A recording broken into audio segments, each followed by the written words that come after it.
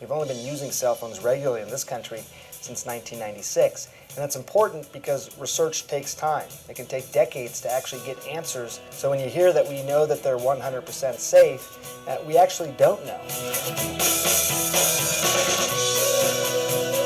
We're talking about something known as non-ionizing radiation. That's different than what comes out of an X-ray machine, for example, which is ionizing radiation. What a lot of scientists will use to describe it, they're saying it sort of causes a heating up of the brain, much like an egg, for example, that's being cooked. So we don't know how long it takes to actually get those effects, but we know people use their cell phones more than ever. We know that they start at a very young age, and some people keep some source of radiation next to their brain all day long. So that's part of the concern as well.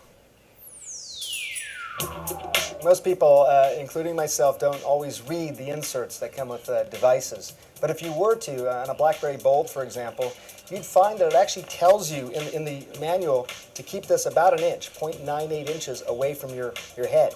I don't know how many people talk on the phone like this, but that's essentially what they're asking you to do.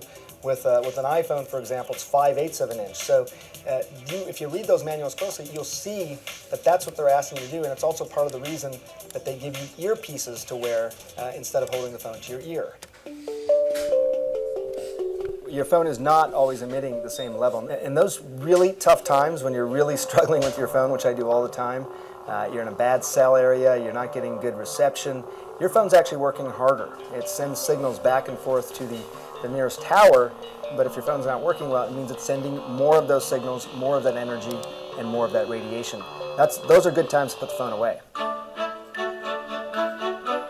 It does appear that children's brains are more vulnerable. Their skulls are just thinner. So when you talk about the radiation, it's easier to get through because of those thin skulls. And also keep in mind, most of us didn't use cell phones until we were already adults. We didn't have this technology as kids. You don't want to find out 15, 20 years from now, in fact, there was a cancer link and you didn't do anything about it. The solution's simple.